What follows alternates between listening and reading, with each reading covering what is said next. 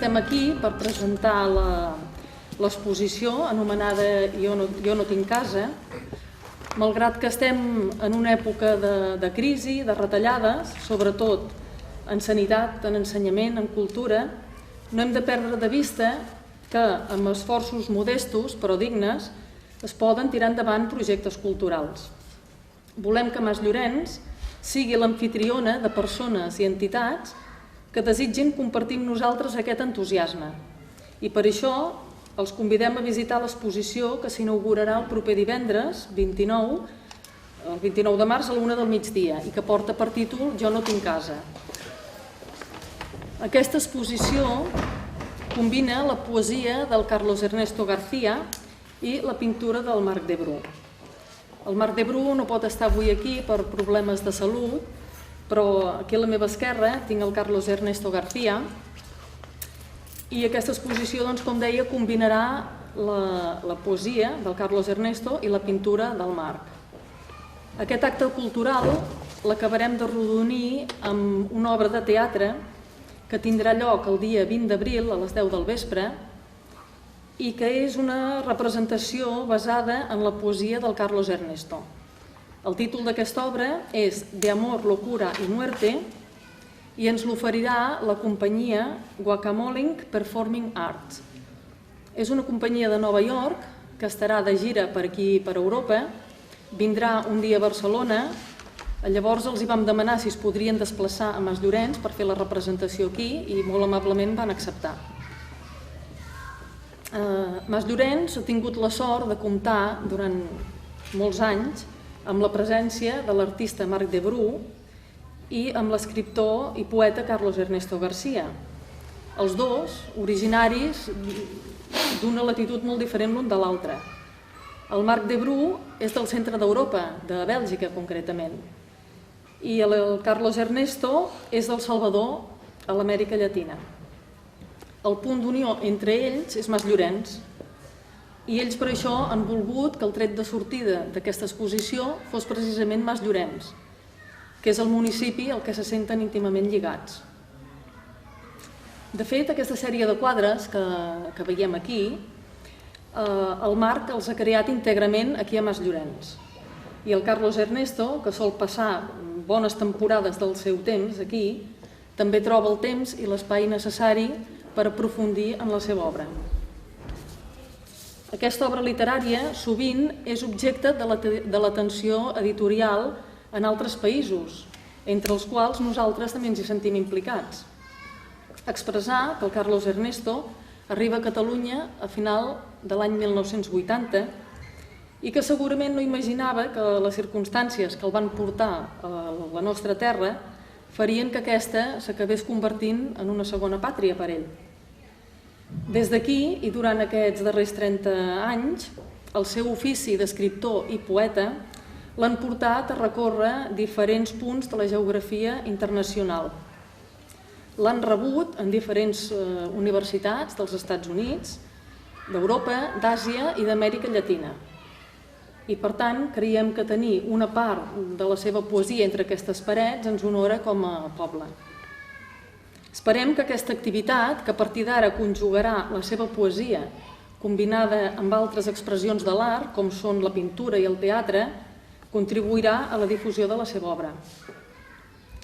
Aquests poemes, ja ho veureu, es poden llegir com petites poesies, com petites postals, d'una realitat tocant, no només pel propi poeta, sinó per milions de persones. Perquè, com diu ell, és una poesia que parteix de lo personal cap a lo universal. És potser per això que la seva poesia fins ara ha estat traduïda a més de 8 idiomes, entre ells, com podrem apreciar, el català. A més, la seva obra no només té el privilegi d'haver estat traduïda a tots aquests idiomes, sinó que s'ha produït una espècie de fenomen que ha provocat l'interès en diferents llocs del món per portar la seva obra a la pintura, al teatre i, en el cas de Centreamèrica, on s'està treballant en un projecte discogràfic, a la música també. Finalment, per acabar, dir que l'associació Diana, que és l'Associació per la Promoció de la Cultura, l'Educació i la Cooperació al Desenvolupament, doncs també actua com a col·laboradora en aquesta activitat. Ella ha estat la responsable de coordinar la gestió amb col·legis i instituts d'aquí de la comarca i d'altres pobles que no són de la comarca, però pobles veïns de Masllorenç. Doncs ella ha coordinat la gestió perquè els alumnes d'aquests instituts puguin venir aquí a veure l'exposició i l'escriptor els hi farà una lectura de la seva obra, d'una part de la seva obra, i els hi farà una visita també guiada a l'exposició, el qual creiem que és un privilegi. Doncs res més, paso la paraula al Carlos Ernesto. Muchas gracias. No, para mí realmente es decir que es un privilegio el poder tener ahora parte de mi obra combinada además con este gran artista que es Mar de Bruch, ¿no? Entre estas paredes, en un lugar además emblemático de Masllorenç, en un lugar emblemático de Tarragona también, ¿no? A pesar de ser el pueblo, yo digo que siempre busco puntos que me conecten, ¿no? Y Masllorenç es el municipio más pequeño, ¿no? Al menos en población, en relación a lo que es la comarca, ¿no? Son 14, ¿verdad? Sí, sí. Y aquí hay dos elementos de coincidencia. Uno es que yo vengo del país más pequeño de América Latina, que es El Salvador, en donde es un país que está conformado precisamente por 14 departamentos, ¿no? Así estamos constituidos. Entonces, ese es un punto de encuentro, ¿no? Y un punto de casualidad, si quieren. Bien, y en cuanto a la obra que acompaña a la poesía, estos poemas, decir que se dio de manera muy interesante porque un buen día Mar de Bruch me pide traducir mi poesía al neerlandés, ¿no? Y en ese oficio, en ese ejercicio, perdón, nos pasamos aproximadamente unos, yo diría que casi 2 años, ¿no? Y un buen día, cuando ya tenía algunos poemas traducidos, me los da para que yo los tenga y los envío a una universidad en Holanda para ver la calidad, pues, de estos poemas. Y entonces de allá me dicen de que son unos poemas que están muy bien traducidos, con algunas cosas pues que se podrían mejorar, pero que son publicables, ¿no? Entonces yo le traigo la noticia a Mar y le digo: mira, el esfuerzo que has hecho no ha sido en vano, puesto que estos poemas podrían traducirse en Holanda, ¿no? Entonces cuando Mar me dice que él no había hecho esta traducción con el objeto de publicar ningún libro, porque él no es ni se siente un traductor, sino que lo que quería era entender los poemas. Y ahora que los había entendido, lo que quería era llevar, ¿verdad?, al lienzo, ¿verdad?, con el arte que él sabe, que es el de la pintura, estos poemas, de manera que lo que resultó de ello, pues son esta serie de pinturas, ¿verdad?, que son pues expresión que nacen de esos poemas y de la comprensión del propio pintor, ¿no? Y la verdad es que fue para mí muy gratificante cuando me invitó a su estudio y me iba presentando los cuadros y me decían: ¿tú reconoces a qué poema puede pertenecer este cuadro que he hecho? Y yo, a pesar de que tiene ahí, pues hay una parte, digamos, entre lo abstracto en algunos momentos, ¿no? Y yo le dije: pues sí, mira, este poema es tal poema, este es el otro. Y la verdad es que el reconocerlo, pues me dio a entender que él realmente había comprendido, ¿verdad?, la profundidad. Inclusive yo diría más, hay un poema en el cual él busca la luz, ¿verdad? Él estuvo investigando la luz que podía provocar en aquel país centroamericano y él la refleja, y es uno que está dedicado pues precisamente a mi pueblo, ¿verdad?, que se llama Marcha de la Unidad.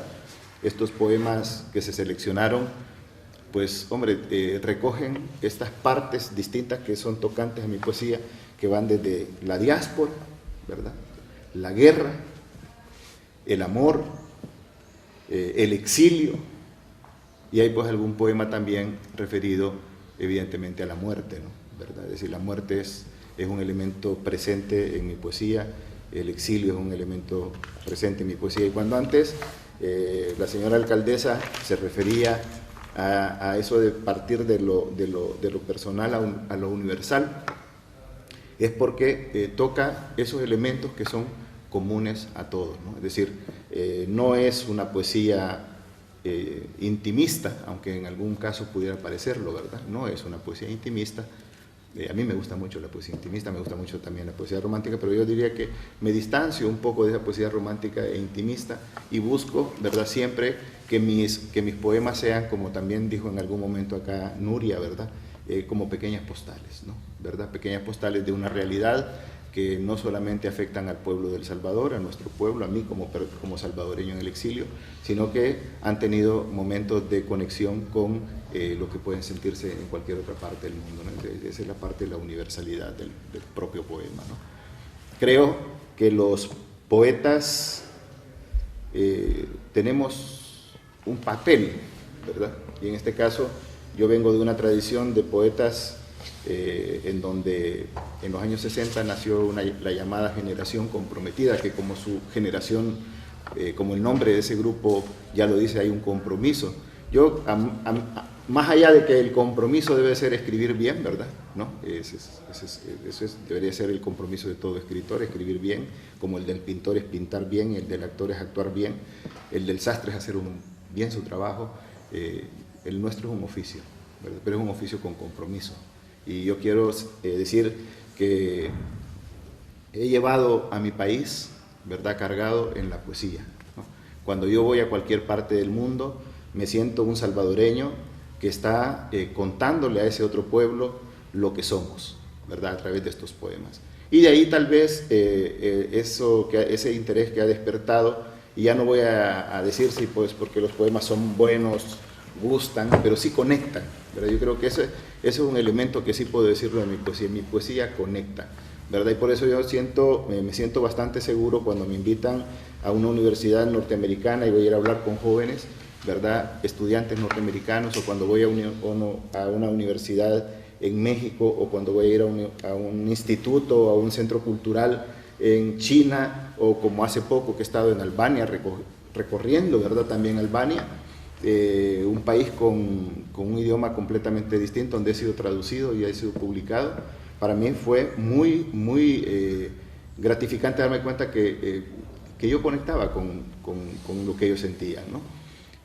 Y ahora mi gran reto es conectar con un pueblo que me ha brindado todo, ¿verdad?, que es el pueblo catalán, ¿no? ¿Verdad? Yo como poeta no puedo menos que sentirme profundamente agradecido, y creo que llevar mis poemas a los institutos o a su gente, ¿verdad?, en los distintos pueblos, es parte de eso que yo quiero devolver, ¿verdad?, en agradecimiento, que es la poesía, ¿no? Yo creo que la poesía nos aúna, allá donde muchas cosas nos separan, la poesía nos puede unir, ¿no? Y yo eso sí que quisiera que fuera un mensaje, pues, que me gustaría transmitir, ¿verdad? Los poetas tenemos la cualidad, la virtud de poder expresar en pocas palabras, porque es un ejercicio en donde, como decía el escritor Ezra Pound, padre de la poesía moderna norteamericana, la poesía es un pensamiento en su máxima tensión. Y yo creo que aquí el ejercicio que yo hago cuando escribo es el de buscar que en esas pocas palabras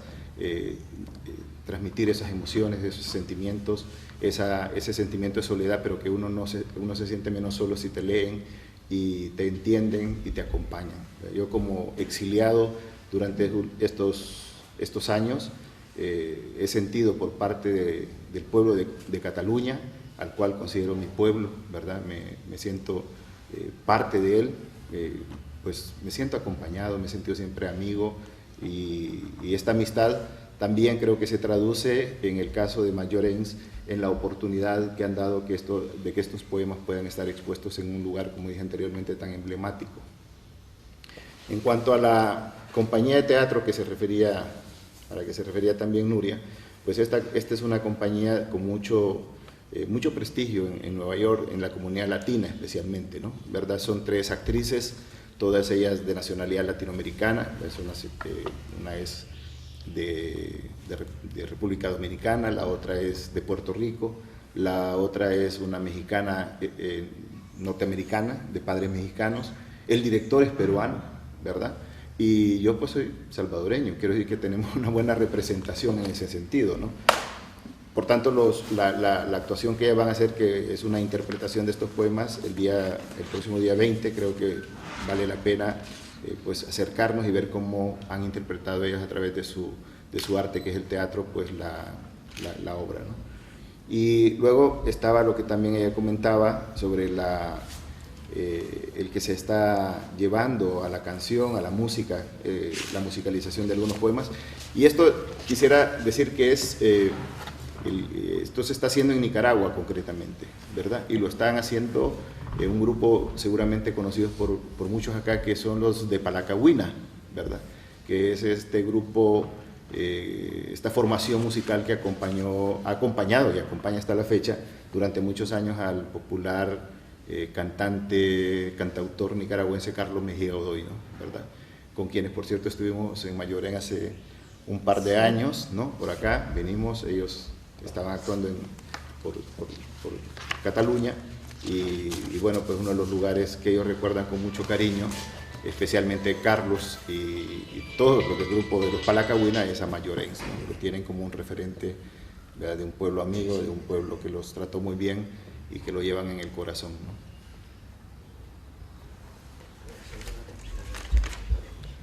Muy bien. Así que quisiera hacer pues la invitación desde esta rueda de prensa a que, como se decía antes, pues los institutos visiten esta exposición, ¿verdad? Es una manera también de acercarse a una realidad como la centroamericana, ¿no? A una realidad como la salvadoreña, y en ese encuentro pues habrían lecturas de poesía, ¿no? ¿Verdad? Se interactuaría con ellos, y el próximo viernes, como ya comentaba, también tenemos la inauguración de la exposición.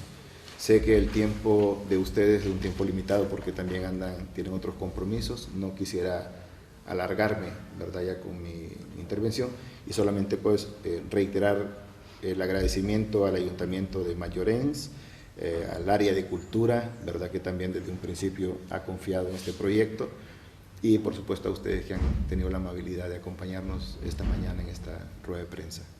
Bueno, no comentant a més des de la meva regidoria de Cultura, que quan el Carlos em va fer aquesta proposta, em va vindre a trobar, i la veritat és la primera rebuda va ser de molta il·lusió i a la vegada satisfacció, no? Tot i que, com ha comentat la senyora alcaldessa, amb els temps que correm, retallades per tot arreu, la primera vinga banda vam fer-ho, després ens vens com a frenàvem, perquè pensàvem, bueno, això, encara que siguin uns costos mínims, fèiem números i poder se'ns escapava una miqueta de les possibilitats del que havíem pensat.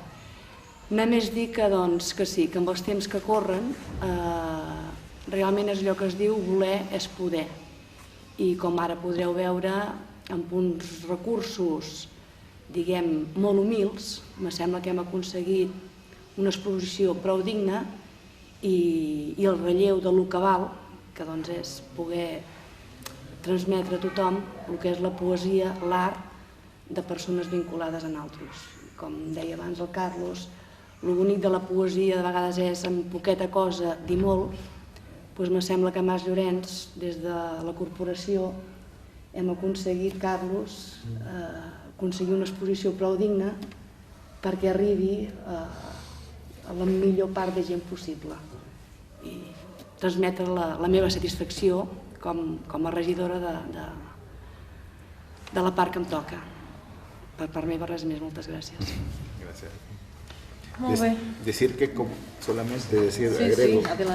como poeta salvadoreño quiero transmitir también el agradecimiento de otros poetas salvadoreños que no pueden estar representados acá, no vamos a estar todos, ¿verdad? Pero sí que se sienten a través de unos representados como parte, ¿no?, de un pueblo, como parte de trabajadores de la cultura, y agradecen también el que Mayorens haya tenido a bien ¿verdad?, invitarme a este espacio para que la poesía salvadoreña pues tenga un lugar en el mundo también.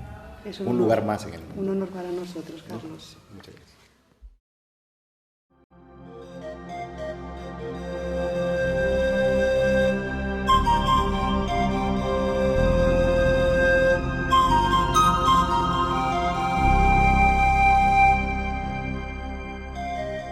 Hola, bon dia a tothom i benvinguts a aquest acte d'inauguració d'aquesta exposició. L'exposició és anomenada Jo no tinc casa. Primerament, voldria dir que des de l'Ajuntament de Masllorenç apostem per la cultura, apostem per l'activitat cultural, sense descuidar, naturalment, altres aspectes amb els quals hi estem plenament implicats també. Malgrat que estem en un moment de retallades en àmbits com són la cultura, l'ensenyament, la sanitat, no hem de perdre de vista que amb esforços modestos, amb mitjans modestos però dignes, es poden tirar endavant projectes culturals. Volem que Masllorenç sigui l'amfitriona de persones i entitats que desitgin compartir amb nosaltres aquest entusiasme. I per això us convidem a visitar l'exposició que avui inaugurem. Aquesta exposició combina la poesia del Carlos Ernesto García i la pintura del Marc Debrú. El Marc avui no pot estar aquí, ja sabeu que ell és al seu país per problemes de salut, però se li ha comunicat que es fa l'exposició i ell està agraït i content que es pugui fer. Acabarem d'arrodonir aquesta activitat cultural amb la representació teatral, també basada en la poesia del Carlos Ernesto. Aquesta obra teatral es durà a terme el dia 20 d'abril a les 10 del vespre i porta per títol De amor, locura y muerte. Ens l'oferirà la companyia de teatre Guacamole Performing Arts, que és una companyia de Nova York que està de gira per Europa, estarà a Barcelona i aprofitant que està a Barcelona se'ls va demanar si vindrien fins a Masllorenç per fer aquesta representació i van acceptar encantats de venir. Masllorenç ha tingut la sort de comptar durant anys amb la presència tant de l'artista Marc Debrú com de l'escriptor i poeta Carlos Ernesto García. Originaris, cada un d'ells, d'una latitud ben diferent l'un de la de l'altre. El Marc Debrú és del centre d'Europa, concretament de Bèlgica, i el Carlos Ernesto és del Salvador, a l'Amèrica Llatina. El punt d'unió entre ells dos és Masllorenç. I és per això que ells han volgut que el tret de sortida d'aquesta exposició fos precisament aquí, a Masllorenç, que és el municipi on ells se senten íntimament lligats. De fet, aquesta sèrie de quadres que veurem aquí a l'exposició, el Marc els ha creat íntegrament aquí al municipi. I el Carlos Ernesto, que també sol passar bona part del seu temps a Masllorenç, troba en el nostre municipi també el temps i l'espai necessaris que li permeten aprofundir en la seva obra. Una obra que sovint és objecte de l'atenció editorial en altres països, entre els quals ara nosaltres també ens sentim part implicada. Expressar que el Carlos Ernesto arriba a Catalunya a final de l'any 1980 i que segurament no s'imaginava que les circumstàncies que el van portar a la nostra terra farien que aquesta s'acabés convertint en una segona pàtria per ell. Des d'aquí, i durant aquests darrers 30 anys, el seu ofici d'escriptor i poeta l'han portat a recórrer diferents punts de la geografia internacional. Ell ha estat convidat i rebut per llegir la seva poesia en diferents universitats dels Estats Units, d'Europa, d'Àsia i d'Amèrica Llatina. I per tant creiem que tenir part de la seva obra entre aquestes parets ens honora també com a poble. Esperem que aquesta activitat, que conjugarà a partir d'ara la seva poesia amb altres expressions artístiques com són la pintura o el teatre, contribueixi a la difusió de la seva obra. Aquests poemes es poden llegir com petites postals d'una realitat tocant, no només pel propi poeta, sinó per milions de persones, perquè és una poesia que, com ell mateix diu, parteix o surt de lo personal cap a lo universal. És potser per això que la seva poesia ha estat fins ara traduïda a més de 8 idiomes, i entre ells, com podreu apreciar en aquesta mostra, també el català. A més, la seva obra no només ha tingut el privilegi d'haver estat traduïda a totes aquestes llengües, sinó que s'ha produït una espècie de fenomen que ha provocat l'interès en diferents llocs del món per portar la seva poesia al teatre, a la pintura i en el cas de Centreamèrica, on s'està treballant en un projecte discogràfic, també a la música. Per acabar, voldria dir que l'associació Diana, que és l'associació per la promoció de la cultura, l'educació i la cooperació al desenvolupament, doncs també actua com a col·laboradora en aquesta activitat. Ella ha estat la responsable de coordinar i gestionar amb diferents instituts i escoles de la nostra comarca, i no només de la comarca, sinó de pobles veïns, doncs que tots els seus alumnes puguin venir aquí a l'exposició, on el Carlos Ernesto doncs, els hi farà una lectura de la seva poesia, els hi dedicarà el llibre, en qui ho vulgui, i els hi farà una visita guiada a l'exposició, el qual creiem doncs, que és un privilegi. Bé, Carmeta, te cedeixo la paraula. Bé, jo poca cosa puc dir perquè em sembla que l'alcaldessa ha explicat prou bé i prou detallat el projecte aquest. Jo per part meva només comentar que a mi quan me va vindre a trobar el Carlos Ernesto per fer aquesta proposta me vaig entusiasmar, em va fer molta il·lusió, pensant tant per ell com pensant en el mar, no? Tot i que al principi jo ho veia una muntanya, perquè vam començar a analitzar com ho farem i pensàvem això ens sortirà molt car, no? La companyia, pensava una companyia d'aquestes característiques, fer la Vinga Mas Llorenç, a veure si s'ha de fer per entrades, igual la gent, tots estem patint una mica, si les entrades són massa elevades, però bueno, vull dir, hi ha hagut molt bona voluntat i el que he de dir és allò que es diu, no? El voler és poder, i quan hi ha ganes de fer les coses i hi ha ganes d'enteniment i posem, diguem, prioritzem els sentiments i les ganes de fer les coses i no anem a buscar temes altruistes, em sembla que doncs, hem aconseguit una exposició amb uns recursos molt humils, a la vegada jo em penso que molt dignes, i que deixem el llistó de l'obra, tant del poeta com del pintor, amb prou elegància.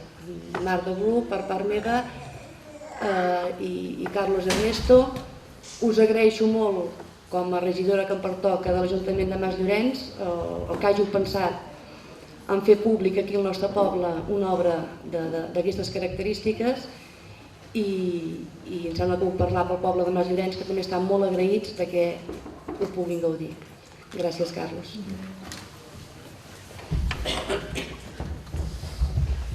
Buenos días.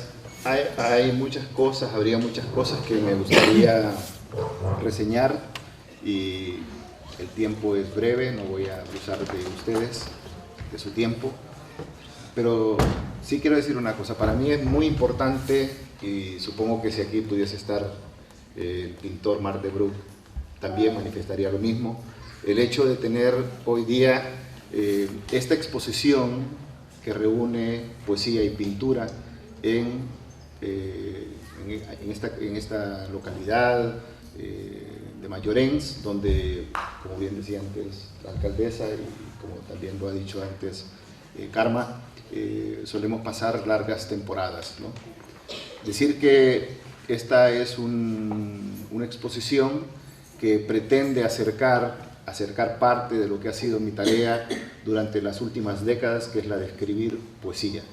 Y por supuesto esa poesía expresada también en la pintura de Mar de Bru hacen una combinación que a mí me parece bastante interesante y bastante poco frecuente. Ahora, creo que también para mí es importante situar en qué marco, en qué contexto nace el proceso de esta poética en la cual podremos ver elementos que tienen que ver con el amor, con los viajes, con el exilio, con la guerra, con la muerte, con el amor. En fin, creo que hay elementos suficientes como para decir que engloban parte de lo que podríamos considerar la actualidad del propio ser humano, ¿no?, a lo largo de su historia. Y a mí me gustaría también partir de 2 o 3 elementos que tienen que ver con la focalización de esta poesía, ¿no? Decir que yo vengo de un país, el país más pequeño de la América Latina, y estoy en la población también, ¿verdad?, más pequeña de la comarca, ¿no?, que Mayorense, al menos en población sí lo es. Vengo de un país que se conforma por 14 departamentos, así estamos divididos geográficamente, políticamente en El Salvador, y la comarca del Baix Panadés, hasta donde sé, también tiene 14 municipios, ¿no? O sea, hay varios elementos de coincidencia, ¿no? A nosotros, la escritora y premio Nobel de Literatura, Gabriela Mistral, nos rebautizó con el nombre de El Pulgarcito de América, ¿no? Sin embargo, el nombre original del lugar de donde yo vengo, el nombre en maya quiché es Cuscatlán, que significa, según la traducción, el Valle de las Hamacas. Eso significa que los pobladores de ese pequeño país de 21.000 kilómetros cuadrados que es El Salvador, y que son los autóctonos, digamos la población autóctona, ¿verdad?, que estaba separada por el río Lempa, y que son los lencas y los pipiles, decidieron llamarle Cuscatlán a ese pequeño lugar del mundo por los constantes temblores, ¿verdad? Nosotros somos, seguramente muchos de ustedes lo sabrán, un país que tenemos una alta vulnerabilidad en cuanto a los terremotos. Hemos sido noticia internacional por muchos de estos terremotos, pero tenemos otras catástrofes también, ¿verdad? Los ciclones, no sé si ustedes recordarán el huracán Mitch, devastó parte de la región de Centroamérica, que es donde queda El Salvador, donde está situado El Salvador. Y este país vivió un proceso de conquista, ¿verdad? Fue conquistado por don Pedro de Alvarado, que nos impuso la lengua, las costumbres y la religión. Yo digo, y la cruz, ¿verdad? Nosotros teníamos nuestros propios dioses. Después se produjo lo que después vino la colonia, ¿verdad?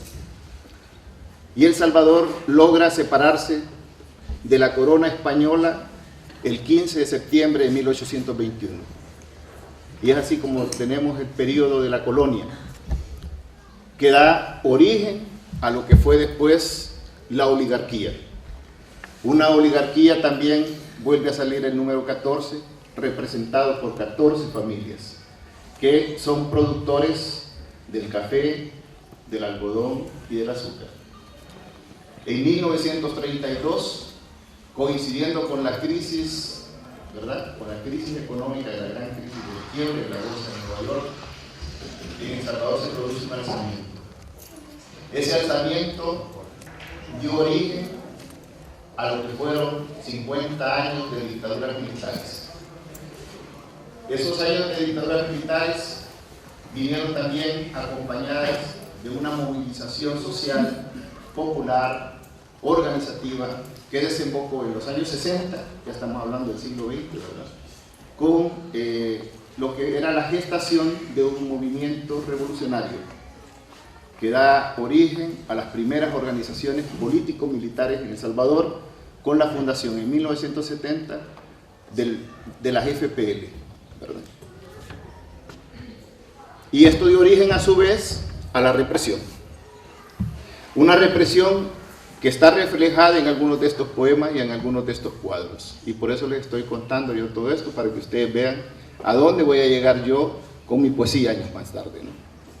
Y esta represión que se da en los años 70 culmina con una gran puerta oscura que se abre y que tiene que ver con la gran represión que se produjo a raíz de la creación de los llamados escuadrones de la muerte.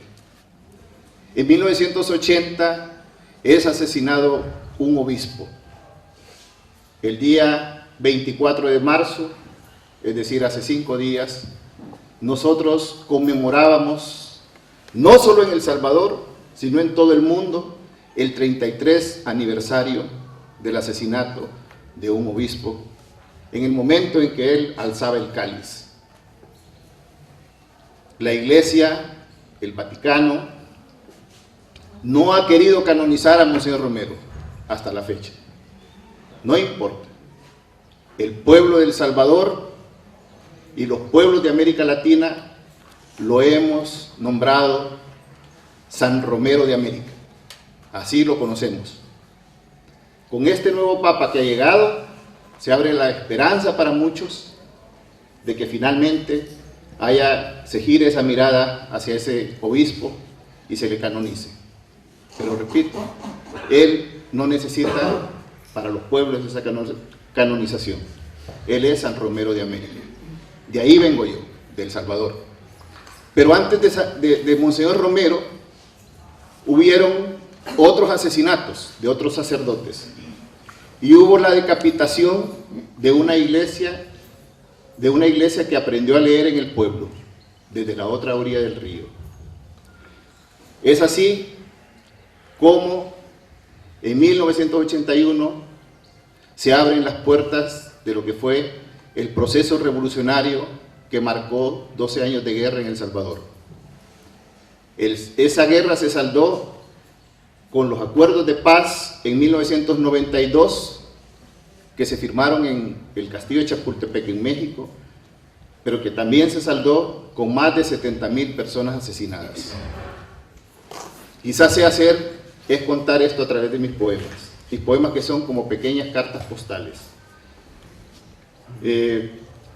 Una vez escuché que alguien dijo que se puede escribir sobre cualquier cosa, y es verdad. Sobre todo podemos escribir. Y todos llevamos dentro un poeta, aunque no escribamos poesía. Todos somos capaces de manifestar, ¿verdad?, esos sentimientos, y lo hacemos a lo largo de la vida.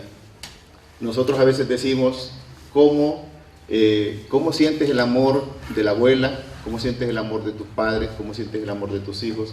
Si nosotros pudiéramos escribir todas esas cosas que sentimos, sería maravilloso. Pero a veces tenemos que leerlas, y tenemos que leerlas porque otros las escriben, porque otros decidieron el oficio de la poesía. Es un oficio que yo, sin darme cuenta en ese momento, porque era muy pequeño, ¿verdad?, a los 9 años comencé a escribir mis primeros poemas. He sido muchas cosas, además de poeta he hecho muchos oficios, pero el oficio del que más me siento honrado, del que más me siento realmente que es algo que he venido a hacer este mundo, es la poesía. Así que yo quisiera leer algunos de estos poemas, le llaman poemas amorosos, ¿verdad? Le llaman poemas amorosos. La gente cuando piensa a veces en la poesía piensa en el amor. Pero yo les voy a leer un par de poemas amorosos.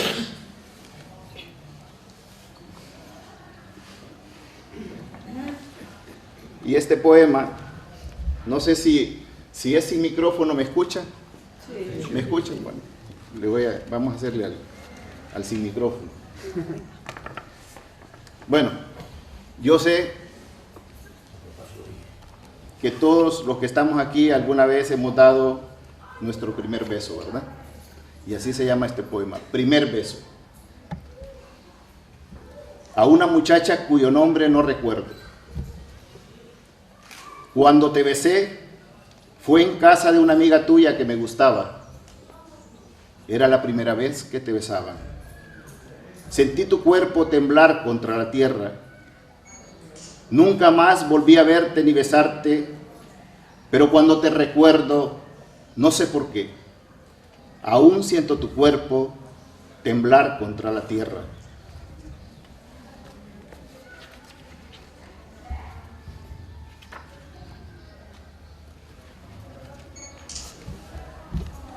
Y este poemita que voy a leerles ahora tiene que ver con esos primeros amores, ¿verdad?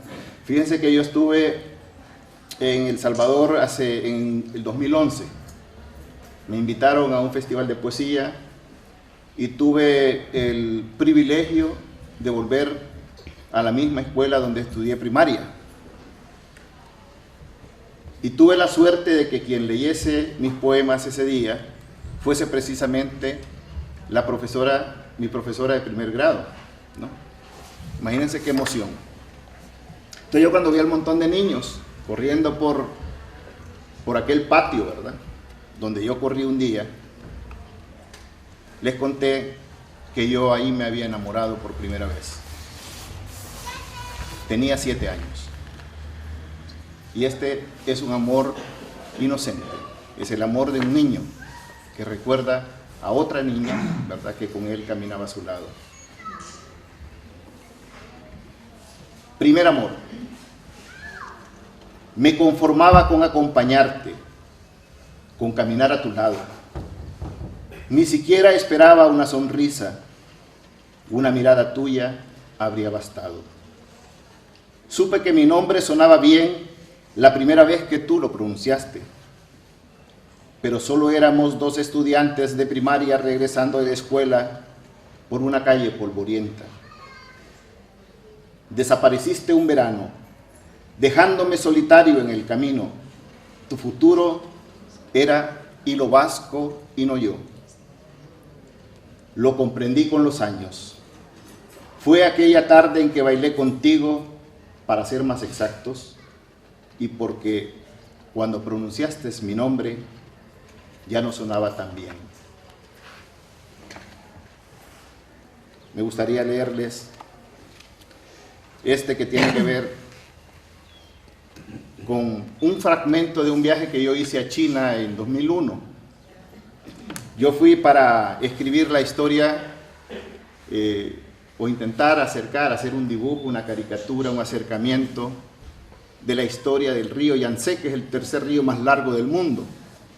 Yo estuve durante varios días navegando por ese río y en una de sus estaciones llegamos a un lugar que se llama Phengdu. Es una ciudad que entonces tenía unas montañas, pero como en esos momentos se estaba construyendo la famosa presa de las 3 gargantas, que es en la actualidad es la presa más grande del mundo, ¿verdad? Entonces nosotros paramos en Phengdu y subimos a esas montañas que ahora que ya el río se inundó, ¿verdad?, inundó esas ciudades, aquello no es una montaña, sino que son unas pequeñas islas, ¿no? Pero en ese momento eran montañas. Y ahí conocí un puente milenario que, según la tradición, atravesaban los muertos, ¿verdad? Y como los muertos en la tradición china no resucitan, sino que siguen viviendo otro tipo de vida, pero no es que estén muertos, ¿verdad?, sino que siguen viviendo. Imagínense qué terrible sería vivir otra vida inmediatamente después de esta para recordar a nuestros hijos, nuestros amigos que no podemos ver, ni tocar, ni hablar con ellos, ¿no? Entonces, en su tradición, en esta parte del mundo, se ve que al muerto se le deja en un cuenco una bebida que el muerto bebe, cruza el puente y pierde la memoria, ¿verdad? Y a veces quienes hemos tenido que salir de nuestro país por las circunstancias que sean, también en algún momento de la vida nos gustaría no tener los recuerdos de ciertas cosas, y por eso yo quise escribir este poema que se llama Las montañas de Phengdu.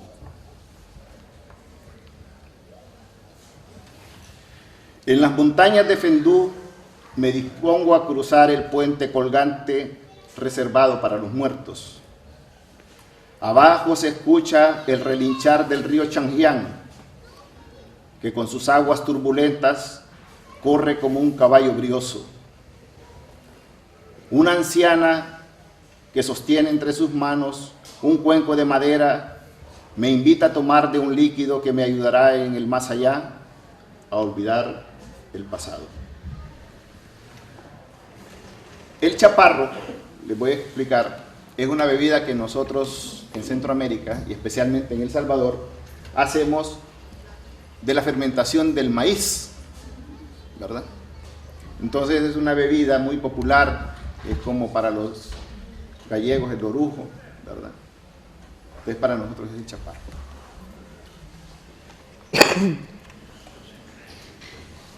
Entre el añejo rojo de los tejados surge con su magia la cúpula del Duomo. La lluvia que no cesa me conduce hasta el Ponte Vecchio, donde las jóvenes quieren ser Beatriz. Boulevard del Ejército. Arrastran sus cuerpos por el pavimento. Intentan que alguien abra la puerta, pero nadie hace nada. El conductor del autobús, con la mirada fija y perdida, es un sujeto indiferente. El resto de pasajeros solo curiosea por las ventanillas, haciendo tímidos comentarios en voz baja, como queriendo decir: es un cálido día manchado de sangre. El tráfico avanza lentamente, esperando que los cuerpos zigzagueantes se retiren del camino hasta colocarse moribundos en la acera. Algunas mujeres lloran, imaginando quizás a sus hijos o maridos. Los más pequeños no pueden evitar imitarlas y también lloran. La confusión es enorme. Son muchos los cuerpos que ruedan y se mueven a duras penas, producto de las heridas. A lo lejos resuenan pequeñas detonaciones. El tránsito recupera poco a poco su monótona normalidad. A los costados, entre los arriates verdes, se ven banderas rojas colgadas de las ramas o sujetas a las vallas metálicas de una fábrica de zapatos. Detrás de un barril oxidado, un niño que se esconde me mira fijamente. Sus ojos me persiguen, atravesando el cristal de mi ventana, preguntando qué haré ahora que lo he visto todo. Pasados los años, lo encontré con su voz muda entre la multitud, por la calle de Corrientes o cerca del Notre Dame, oculto tras los marsupiales en el Borne, vagando descalzo por Chongqing, a medianoche y sin rumbo fijo, y continúo petrificado sin el valor suficiente de gritar al chofer del autobús que abra la puerta para que aquel niño pueda subir y se salve. Golpean a tu puerta. La casa está rodeada. No te dan tiempo de vestirte, así que te sacan en ropa interior a insultos y empellones hasta subirte en la parte trasera de un vehículo en marcha. Te vendan los ojos y tu respiración agitada se une a la de otros jóvenes que sentados al lado no logran gesticular palabra. La suerte está echada. Se nota en el silencio de todos. Se intuye por la falta de preguntas. Se teme por los otros que, igual que tú, irán llegando. Por el sonido seco que producen los pies al chocar contra el suelo, se sabe que son más de 10. Los hacen caminar sobre la vía del tren, a ratos con algún golpe cerrado de la culata del fusil. Siguen sin abrir la boca, le falta el aliento. Tienen seca la garganta. El sonido de las botas y el correaje, ese sí se oye porque las polainas rechinan. Entre las víctimas, alguien anuncia que falto yo. Los verdugos lo saben y deciden no esperarme. Comienza el festín y las cabezas, una a una, van cayendo bajo el filo del machete.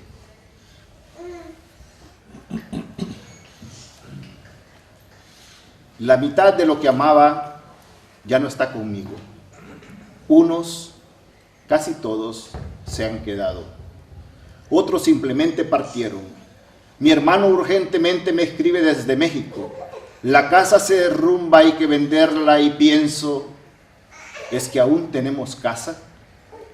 Mi padre se quedó sin comprarse aquella camisa o aquel pantalón que tanto le gustaba, sin ir al cine los domingos, sin viajar al país con el que tanto soñó, y se conformó con visitar un parque en donde mirarle el rostro al caballo y al general que lo montaba en una estatua.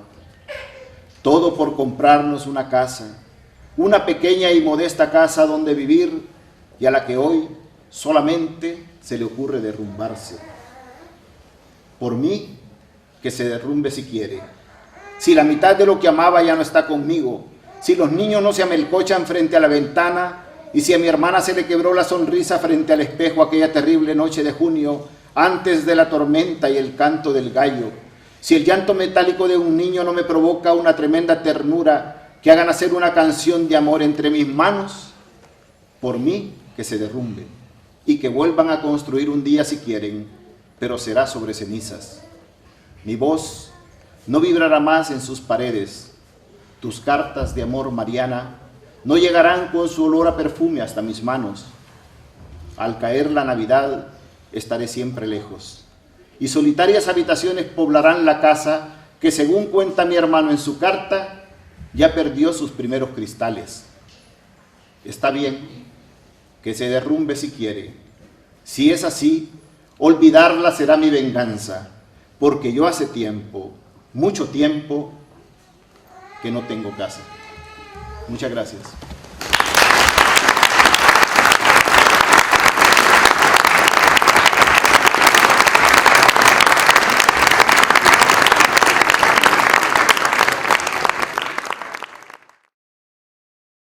Miren, esta es la historia, cuenta la historia de la llamada Marcha de la Unidad que hubo el 22 de enero de 1980 en El Salvador. Todas las organizaciones populares marcharon por las calles de la capital ese día. Éramos 300.000 salvadoreños en una capital que tenía en ese momento 500.000 de habitantes. Yo me acuerdo, como anecdótico, que se le había dicho a la gente, porque mucha gente venía del campo, ¿verdad?, que entraran para que no fuesen detenidos por los cuerpos de seguridad que estaban controlando la capital, se les dijo que disimularan un poco, ¿no? Entonces tú te veías 100 personas delante de una vitrina, ¿verdad?, de un escaparate, ¿no? 100 personas por ahí con unos gorritos, y a todos se les notaba lo que venían, ¿no? ¿Verdad? Que era a marchar y a manifestarse. Que nos lanzaban desde el aire, ¿verdad?, el DDT. Eso, además de los francotiradores que ellos habían colocado en los altos de los edificios y que nos disparaban, ¿no? Yo entonces tenía 20 años y recuerdo perfectamente cómo íbamos por la capital y cómo al lado caían personas, ¿no? Mujeres, hombres, que eran alcanzados por las balas. Pero no nos deteníamos, y ese día comprendimos que era el principio del fin de aquella dictadura que había estado desde hacía muchos años reprimiendo al pueblo de El Salvador. Así es que este es el poema y este es el cuadro que Marc pintó, ¿verdad? Y que para mí tiene una gran simbología, un gran significado. Y el dueño de la hacienda, de la finca, le dijo un día: ¿querés prosperar? Le dijo, te voy a dar la oportunidad, y lo convirtió en policía, ¿verdad? Entonces se hizo de la policía motorizada. Y después, para que prosperara más, lo hizo alcalde. Y como yo les dije hace un momento, abajo, comenzaba también, estoy hablando de los años 70, comenzaban las organizaciones y comenzaba una iglesia organizada también, que eran los cristianos de base organizados que después aparecían decapitados o muertos en los barrancos, ¿verdad? Así que un buen día, las organizaciones ya político-militares le hicieron una emboscada y lo ejecutaron. Y estuvimos durante mucho tiempo sentados viendo cómo delante nuestro pasaban las tanquetas y los guardias nacionales, ¿no?, que iban a reprimir la zona que se llama Chalatenango, ¿verdad? Después de que él dio la misa, que se hizo la repartición del arroz, yo viví una experiencia muy bonita, Porque mi poesía está hecha de cosas así pequeñas, de cosas sencillas, en un lenguaje que quiere ser también sencillo y comprensible, ¿no? Pero era el caso de que la gente estaba, después de recibir el arroz, haciendo una cola para que le regalaran una de las cajas, ¿verdad?, de cartón en que venía ese arroz. Los niños y las niñas son el futuro, ¿verdad? Y para mí este cuadro representa asesinar al futuro, ¿verdad? Por tanto, hemos querido que este cuadro estuviera acá y para mí es muy significativo. La brutalidad de la guerra, la insensatez de la guerra y lo banal de la guerra. Yo quiero decirles que las guerras no resuelven nada, está demostrado.